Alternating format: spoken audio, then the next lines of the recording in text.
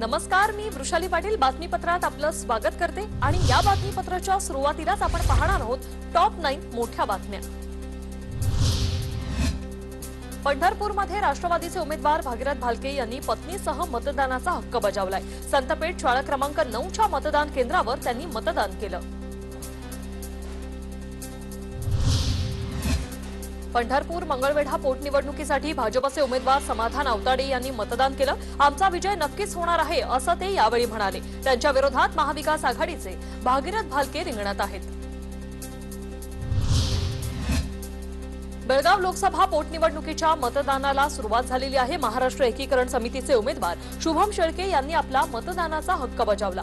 मराठी माणसाने आपल्याला मतदान करायचं ठरवलं तर आमचा विजय दूर नाही असं शुभम शेळके म्हणतात। अंतिम ध्येय महाराष्ट्रात सामील होणं हेच आहे असंही ते म्हणाले।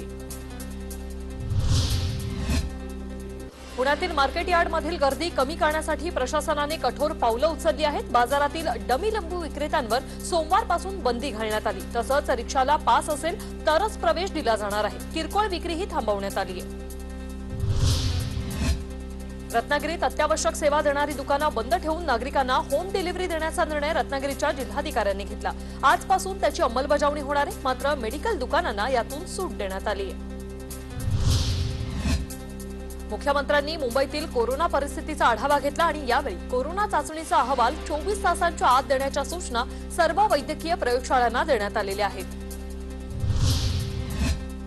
मुंबईतील वाढत्या कोरोना रुग्णसंख्येमुळे अनेक ठिकाणी बेड्स उपलब्ध नाहीयेत। दरम्यान बाधित रुग्णांना बेड्स मिळण्यासाठी सध्याच्या व्यवस्थेबरोबरच अतिरिक्त बेड्सच्या उपलब्धतेवर भर द्यावा असे आदेश मुख्यमंत्र्यांनी दिलेत। लोकांनी सहकार्य केलं नाही तर गेल्या वेळीसारखा कडक लॉकडाऊन लावावा लागेल असा इशारा अजित पवारांनी दिला। सरकारच्या आवाहनानंतरही विनाकारण अनेक जण घराबाहेर पडतात। भाजी मार्केट आणि लोकलमधील गर्दी पाहता अजित पवारांनी कडक लॉकडाऊन लावण्याचा इशारा दिलाय। नागरिकांनी सहकार्याची भूमिका घ्यावी। व्यवस्थितपणे सगळ्यांनी प्रतिसाद दिला नाही तर नाईलाजास्तव मग शेवटी मागच्या वेळेस सारखा कडक लॉकडाऊनची पाळी आणावी लागेल। आमदार निधीतून 350 कोटी आपण महाराष्ट्रात कोरोनावर खर्च करणार आहोत अशी माहिती उपमुख्यमंत्री अजित पवार यांनी दिली। दरम्यान 4 कोटींपैकी 1 कोटी कोरोनावर खर्च करण्याची आमदारांना परवानगी दिली आहे असंही ते म्हणाले। आता पाहूया कोरोना संदर्भातील टॉप 9 न्यूज। संपूर्ण जगात प्रामुख्याने हवेतून कोरोना पसरल्याचा धक्कादायक दावा मेडिकल जर्नल लॅन्सेटने केलेला आहे आणि हा घातक व्हायरस प्रामुख्याने हवेतून पसरतो आणि याचे ठोस पुरावेही आहेत असं लॅन्सेटने म्हटलेलं आहे। अमेरिका, इंग्लंड आणि कॅनडासारख्या देशातील 6 तज्ज्ञांच्या टीमने हा दावा केला। तसंच ऑक्सफर्ड युनिव्हर्सिटीच्या टीमनेही या रिसर्चची समीक्षा केल्याचं सांगण्यात येत आहे। संपूर्ण भारताला कोरोनाने आपल्या कचाट्यात घेतलेला आहे। देशात गेल्या 24 तासात 2,34,692 नव्या कोरोनाबाधितांची नोंद झाली आहे तर 1,341 रुग्ण दगावलेले आहेत। काल दिवसभरात 1,23,354 रुग्णांना डिस्चार्ज मिळालाय। देशात गेल्या एका महिन्याभरात आढळलेल्या रुग्णांपैकी सर्वात जास्त रुग्ण महाराष्ट्रातील 4 शहरांमध्ये आहेत। नाशिक, नागपूर, मुंबई आणि पुणे यांमध्ये सर्वात जास्त रुग्ण आढळलेत। मुंबईतील रुग्णालयात ऑक्सिजनचा तुटवडा जाणवत असल्यानं कोरोना रुग्णांचे हाल होत आहेत। भाभा रुग्णालयात ऑक्सिजनची कमतरता असल्यानं 33 रुग्णांना बीकेसी सेंटरमध्ये हलवण्यात आलंय। पुण्याच्या ससून रुग्णालयात बेड्स वाढताच मार्चच्या डॉक्टरांनी संपाचं हत्यार उपसलं। आधी सुविधा आणि मनुष्यबळ वाढवा मगच बेड वाढवा अशी भूमिका त्यांनी घेतली। शिवसेना खासदार संजय राऊत यांनी मुलुंडच्या फोर्टिस रुग्णालयात कोविशिल्डचा दुसरा डोस घेतला। यावेळी त्यांनी लसीकरणावर राजकारण करू नका असा टोला विरोधकांना हाणला।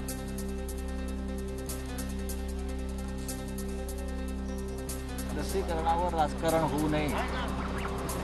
ज्या प्रकारे देशभरामध्ये चिता पेटतायत कोरोनाग्रस्तांच्या त्या बघा आणि शाणे व्हा, काळजी घ्या, राजकारण थांबवा, त्या चितेमध्ये जाळून टाका। पंढरपूर मंगळवेढा पोटनिवडणुकीसाठी सकाळी 9 वाजेपर्यंत 6.42% मतदान झालं। कुंभमेळ्यात कोरोनाच्या झालेल्या शिरकावाच्या पार्श्वभूमीवर पंतप्रधान नरेंद्र मोदींनी कुंभमेळा प्रतिकात्मक पद्धतीने करण्याची विनंती केली। कोरोनाचं गंभीर संकट असताना हरिद्वारमध्ये महाकुंभमेळा सुरू आहे, त्यासाठी भाविक दाखल झालेत। आता पाहूया राजकीय विश्वात काय चाललंय त्या संदर्भातल्या टॉप 9 न्यूज।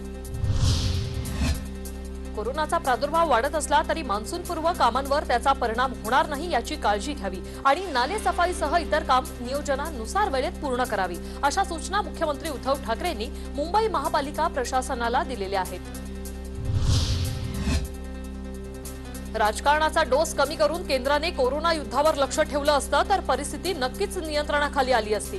कोरोनाच्या पहिल्या लाटेस चीन जबाबदार असेलही, पण आज जे दुसरं तुफान उठलंय त्यास सर्वस्वी जबाबदार चीन नसून निवडणूक आयोग आणि केंद्र सरकारच आहे, असा घणाघात शिवसेनेचं मुखपत्र असलेल्या सामनाच्या अग्रलेखातून करण्यात आलाय।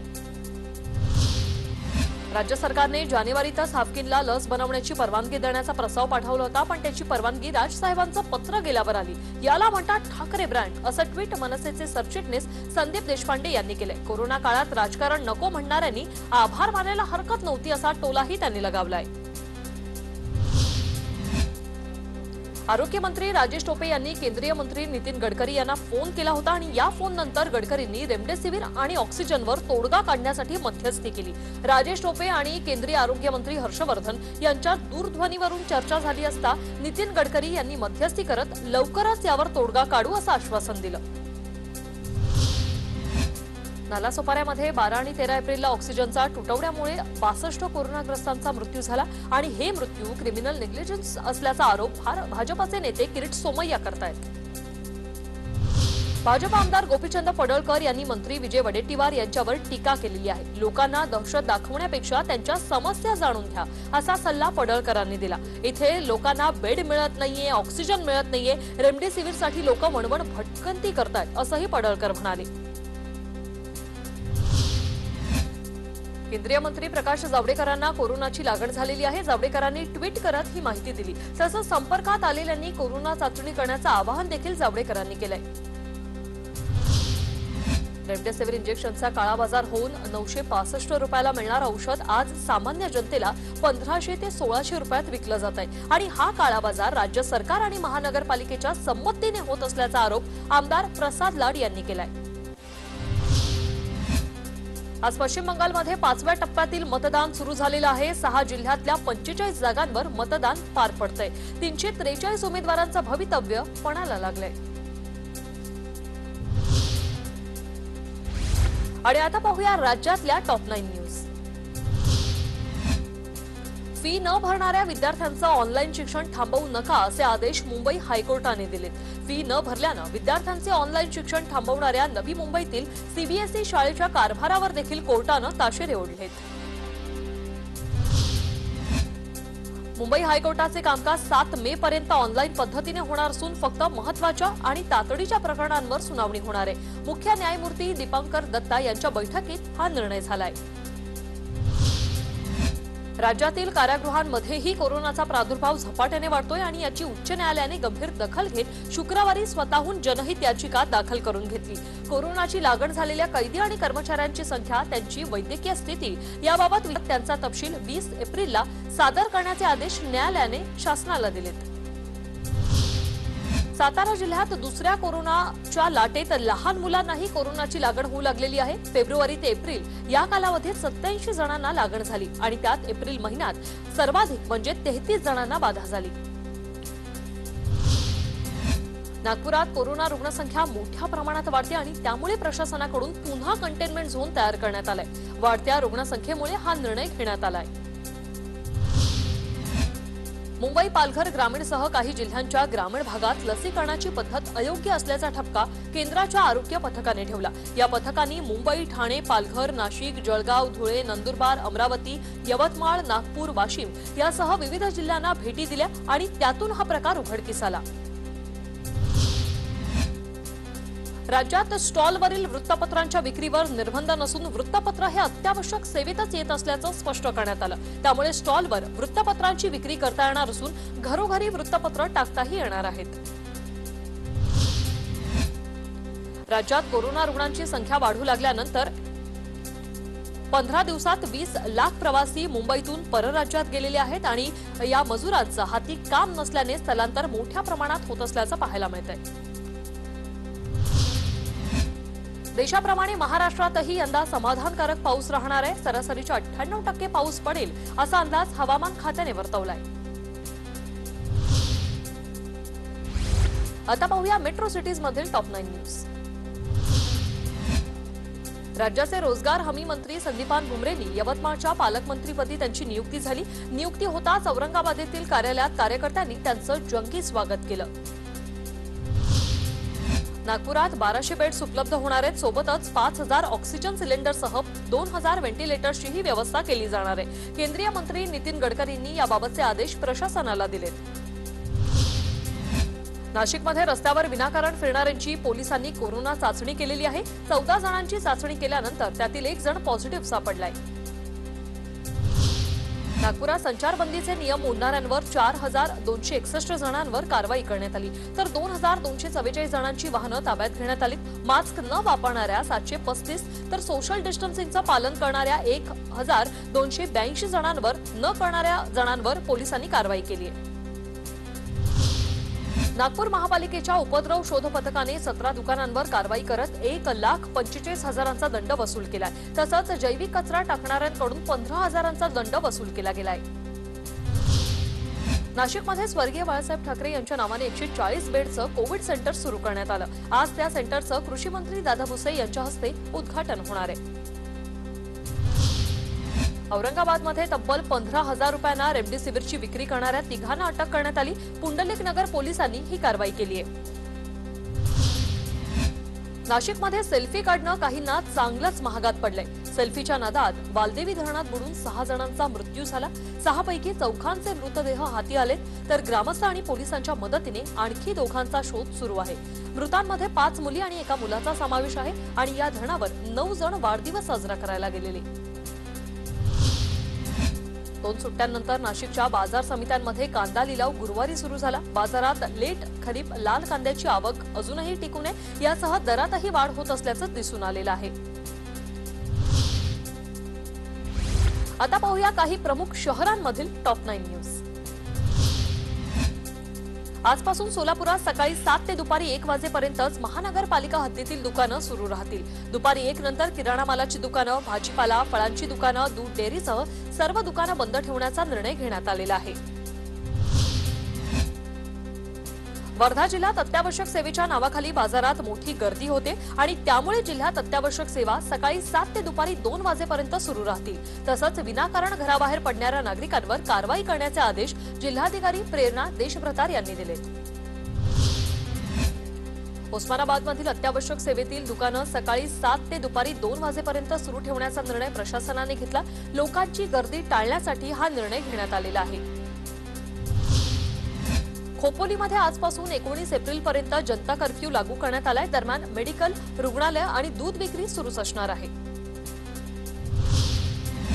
यवतमाळ जिल्ह्यात दिवसेंदिवस कोरोना रुग्णांसह मृत्यूची संख्याही वाढत चालली. जिल्ह्यात फक्त 329 बेड शिल्लक असून रुग्ण आणि नातेवाईकांवर वणवण फिरण्याची वेळ आली आहे. वर्धा जिल्हाधिकारी प्रेरणा देशभ्रतार यांनी व्हिडिओ कॉन्फरन्सिंगद्वारे घेतलेल्या बैठकीत प्रत्येक तालुक्यातील खासगी रुग्णालयातील काही बेड कोविड रुग्णांसाठी राखीव ठेवण्याबाबत सूचना केल्यात. कोल्हापुरात शिवभोजन केंद्रांना दिलेल्या दैनंदिन थाळ्यांच्या मर्यादेत 1.5 पट वाढ करण्याचा निर्णय शुक्रवारी जिल्हा प्रशासनाने घेतला. त्यानुसार 14 मे पर्यंत जिल्ह्यात दररोज 4,000 ऐवजी आता 6,000 थाळ्या मोफत दिल्या जातील. नांदेडचे खासदार प्रताप पाटील चिखलीकर यांनी सरकारी रुग्णालयात जाऊन कोरोना लसीचा 2रा डोस घेतला. लसीकरण सुरक्षित असून लसींचा सध्या तुटवडा नसल्याचं त्यांनी स्पष्ट केलंय.